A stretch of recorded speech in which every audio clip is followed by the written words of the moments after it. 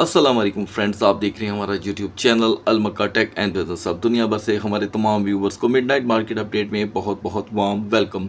तो दोस्तों, आज था कारोबारी हफ्ते का चौथा दिन और इसके एतबार से आज का डाटा मार्केट में आ चुका है दोस्तों। और यूएस लेबर मार्केट में क्या इसकी रिपोर्ट रही वो मैं आपके साथ शेयर करूंगा, और साथ साथ एक और बड़ी खबर जो डोमेस्टिकली यहाँ पर जो कि मैं आपके साथ शेयर करूंगा, जो मैं बहुत रेयर आपके साथ शेयर करता हूं क्योंकि अभी तक इसकी वेरिफिकेशन नहीं हुई थी, लेकिन वेरिफिकेशन करने के बाद ही मैं आपके साथ इस न्यूज़ को शेयर करने वाला हूं।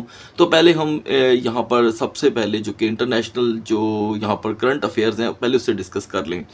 तो दोस्तों, यहाँ पर जो यूएस मार्केट की रिपोर्ट आई है, इनिशियल जॉबलेस क्लेम, ये कदरे बेहतर कंसीडर कर ली गई है। यानी कि जो ऐसे लोग जो घरों में बैठे होते हैं और जिनके पास काम करने को नहीं होता, उसकी एवरेज को यहाँ पर बेहतर तरीके से देखा गया है। यानी कि अनएम्प्लॉयमेंट जो यहाँ पर आई है मार्च के पहले हफ्ते की, यानी कि अगर आप अप्रैल के पहले हफ्ते में हैं तो ये मार्च की रिपोर्ट है। तो इसमें बताया गया है जी कि वीकली जॉबलेस क्लेम फॉल कर गया है 9,000, जो एक अच्छी चीज़ कंसीडर की जाती है। और जब इकोनॉमी यूएस की अच्छा बिहेव करती है तो स्टॉक मार्केट को उसका एक बेनिफिट मिलता है जो बिल्कुल देखने को नहीं मिला। मैं खुद हैरान हूँ कि रिपोर्ट मार्केट में आई और यहाँ पर स्टॉक मार्केट में कोई खासी नकलो हरकत देखी नहीं गई। अब अगर हम इसका कंपैरिजन क्रिप्टो मार्केट के साथ करें तो ये भी थोड़ी बहुत वॉलेटिलिटी ला कर फिर से यहाँ पर स्टेबल बिहेव कर रही है। तो लिहाजा दोस्तों, अब इसका मार्केट पे क्या इम्पैक्ट रहेगा वो मैं आगे चल कर के शेयर करूँगा। अभी ये मैं आपको यहाँ पर बताता चलूँ कि कुछ ही देर पहले ये न्यूज़ दोस्तों वायरल हुई है। इसे अच्छा खासा वेरिफिकेशन करने के बाद मैं आपके साथ शेयर कर रहा हूँ। और पाकिस्तान भर में पेट्रोल के प्राइसेस यहाँ पर दोस्तों 458, यानी कि एक नॉर्मल प्राइस में नॉर्मल पेट्रोल जो यूज़ होता है उसके बढ़ गए। यहाँ पे उसकी नई कीमत आपके सामने आ गई है। और डीजल जो है वो 520 पर लीटर यहाँ पर हो चुका है। अगर इसमें हम टोटल इंक्रीज़ कंसीडर करें तो इससे पहले प्राइस जो थे वो लगभग 321 और 22 के करीब यहाँ पर चल रहे थे। इसमें यकमुश्त जो इजाफा है ये अब तक का सबसे बड़ा, पाकिस्तान की तारीख का ये सबसे बड़ा इजाफा कंसीडर किया जाएगा। और इसे यहाँ पर दोस्तों तब देखा गया जब ये डिसीजन आईएमएफ की तरफ से आया, प्रेशर था लोन वगैरह का, और उसके बाद आप देख रहे हैं कि जो इंटरनेशनल मार्केटों में यहाँ पर वॉलेटिलिटी भी है। तो दोस्तों, आगे बढ़ने से पहले ज़रा एक नज़र इंटरनेशनल मार्केट पे भी हो जाए। ब्रेंट क्रूड ऑयल जो परसों $119 फी बैरल पे था, वो इस वक्त अभी हमें 108.80 पे देखने को मिल रहा है। और WTI जो परसों, क्योंकि मैं परसों की मिसाल इसलिए दे रहा हूँ कि उस वक्त ये डाउन जा रहा था, तो ये WTI परसों हमें यहाँ पर 102 पे देखने को मिल रहा था। और कल जब हम ये बात कर रहे थे कि अभी ट्रंप ने खिताब करना है तो उस वक्त ये 99.90 पे था। आज के दिन 11.50 का यहाँ पर एक इजाफा हुआ है। $111 फी बैरल हमें WTI देखने को मिला है। तो इसके बाद ही ये फैसला देखा गया है। लेकिन दोस्तों, हम अच्छे की उम्मीद कर सकते हैं। इंशाल्लाह जैसे ही मामलात बेहतर होंगे तो इनमें कमी वाक़या कर दी जाएगी। ज़ाहिरी बात है, इसका ताल्लुक़ हर मुल्क की मौशियत के साथ होता है और वक्ती इम्पैक्ट आता है। लेकिन मैं कहूँगा उन तमाम दोस्तों से जो अपने कारोबार में इस वक्त मौजूद हैं, अगर फ्यूल के प्राइसेस बढ़ रहे हैं तो बराए मेहरबानी इसका कभी भी गलत इस्तेमाल ना करें, बल्कि दूसरों को सहूलत दें। बढ़ते हैं मार्केट की तरफ। तो guys, now we are in the market, और मार्केट में यहाँ पर एक बड़ा शफल देखा गया है। और अगर हम डोमिनेंस की बात करें तो मिडनाइट में 0.10% का इजाफा भी है। टॉप ट्रेंडिंग के अंदर मेरे ख्याल से BTC खुद अकेला काफ़ी है। और ऊपर जो आप लिटिल पेपे और कार्टसी टोकन देख रहे हैं, इनका फंडामेंटल किसी भी टोकन के साथ कोई ताल्लुक नहीं है। अच्छी बात यह है कि BTC यहाँ पर मुसलसल आपको मार्केट के साथ फाइट करता हुआ दिखाई दे रहा है। सो गाइस, BTC में जो रिजेक्शन का एलिमेंट है वो साथ साथ है, अभी भी आप देख रहे हैं। लेकिन जिस तरह तेज़ी से अब डाटाज आने शुरू हो चुके हैं नए मंथ के आगाज़ से, अब सभी की नज़रें 65,000 पे पहले से कहीं ज़्यादा बढ़ चुकी हैं। तो इन दोनों को हम लास्ट में डिस्कस कर लेंगे।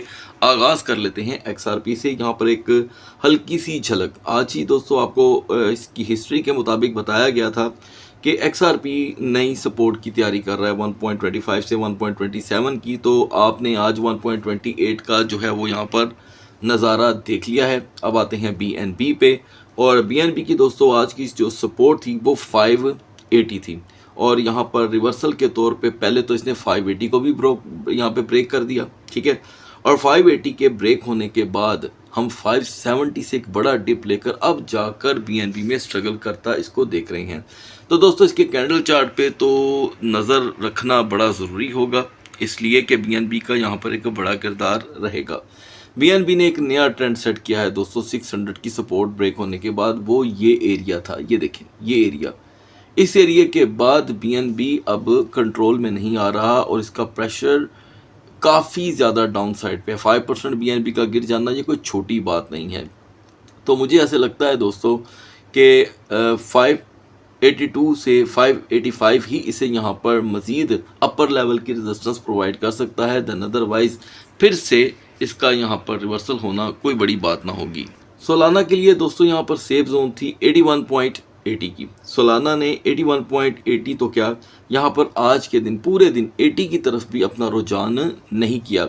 अब 80 की तरफ इसका रुझान क्योंकि नहीं रहा तो यहाँ से हमें एक नई चीज़ देखने को मिल रही है कि अब सोलाना अंडर द 80 ही है।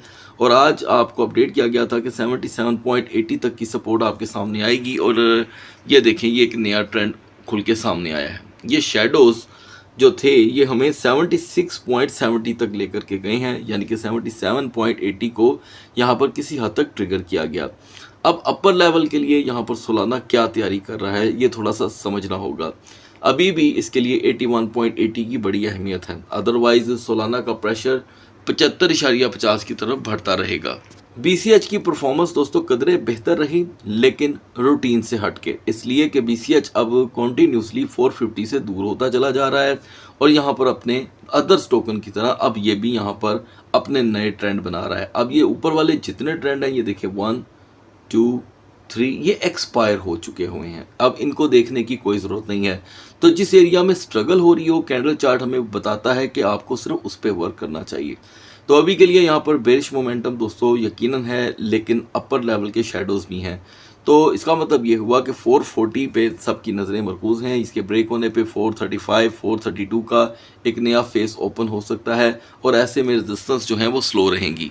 जिग टोकन दोस्तों जो सुबह आपको ऑलरेडी 236 पे देखने को मिल रहा था वो अभी भी तकरीबन 237 और 39 के दरमियान स्ट्रगल कर रहा है, लेकिन ऐसे में हमने एक लो देखा है 231 का।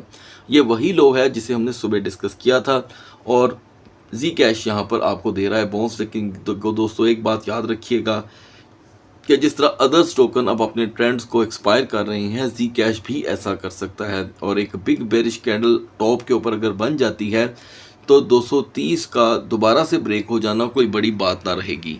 टाओ कॉइन फाइनली यहाँ पे दोस्तों 305 को कम्प्लीटली ब्रेक कर चुका है, लेकिन फॉर्चुनेटली यहाँ पे टाओ ने आज एक मरतबा 305 को दोबारा टच किया, बल्कि यूँ कह सकते हैं टच एंड गो किया। लो हमने देखा दोस्तों 293 का, हाई रहा 305 का और अब टाओ का ट्रेंड यहाँ पर जो कि है ओवर हो सकता है, यानी कि 295 से 290 के दरमियान दोबारा आप इसमें एक reversal as for the support देख सकते हैं। अपर लेवल के लिए 306 भी थोड़ा सा मुश्किल रहेगा। व्यूवर्स की डिमांड पे हम यहाँ पर ऐड कर रहे हैं दोस्तों यूनिस्वैप। एक लंबे अरसे के बाद यूनिस्वैप ने आपके सामने एक नया प्राइस टैग यहाँ पर सेट किया है। इसका हुआ 3.40 की सपोर्ट का यहाँ पर एहतताम। ये देखें दोस्तों जो आपके सामने थी और अब ये 1 2 3 4 5 6 7 ये 7 कैंडल जो आप मल्टीप्लाई 4 से करें तो 28 घंटे की ये जो डाउनफॉल है यूनिस्वैप के लिए अकेले के लिए है। कोई भी ऐसा टोकन इस वक्त आल्ट में नहीं जो इस तरह फॉल कर गया हो, तो लिहाजा यहाँ पे यूनिस्वैप को सपोर्ट चाहिए होगी। दैन अदरवाइज 305 से 309 के दरमियान इसकी स्ट्रगल ओवर हो जाएगी और 3.18 तक का रिवर्सल आ सकता है। अब बढ़ते हैं BTC और इथेरियम के कैंडल चार्ट की तरफ।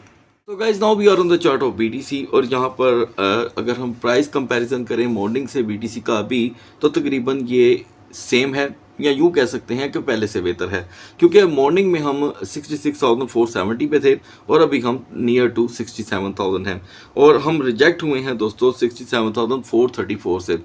अभी हम जो शेडो देख रहे हैं दोस्तों वो आपके सामने है। सुबह से लेकर अब तक जो शेडो घूम रहा है वो 65,700 के करीब का है। तो जैसे ही 66,000 यहाँ पर दोस्तों ब्रेक होता है डाउन साइड पे शेडो बढ़ जाता है। और आप भी ये ध्यान में रखें कि आप 65,000 और 66,000 के दरमियान जो वोलेटिलिटी है वो बहुत ज़्यादा हो गई है और सेफ जोन हम काफ़ी दूर छोड़ आए हैं जो 68,500 की है। अभी भी मार्केट में अगर शेडोज़ कम हो जाते हैं तो ये लेवल्स दोबारा अचीव किए जा सकते हैं। और जिस तरह की अभी ये रिपोर्ट आई है मार्केट में, इसका इम्पैक्ट दोस्तों अभी कल अगली रिपोर्ट आने तक रहेगा और कल है फ्राइडे का अहम दिन। बढ़ते हैं इथेरियम के कैंडल चार्ट की तरफ। इथेरियम की रिजेक्शन दोस्तों हमें 2076 से देखने को मिली और तब से लेके अब तक हम इथेरियम को फॉल होता ही देख रहे हैं। वैसे आज का जो लो था वो 2016 का था। ये काफ़ी बड़ा लो कंसीडर किया जाता है गाइस, और इस लो के बाद जो मार्केट अपर लेवल पकड़ती है वो ज़्यादा से ज़्यादा ये है। लेकिन अब जो यही सूरत हाल रही तो जिस तरह सभी के ट्रेंड्स ओवर हो रहे हैं, इथेरियम भी 2000 का ट्रेंड यहाँ पे ओवर कर सकता है, इसकी गुंजाइश है। अपर जोन इसकी यही है दोस्तों 2058 से 2070, यही है जो यहाँ पर इथेरियम को थोड़ी देर के लिए पुश कर सकती है 2090 के लिए। लिहाजा सुबह तक अल्लाह हाफिज़।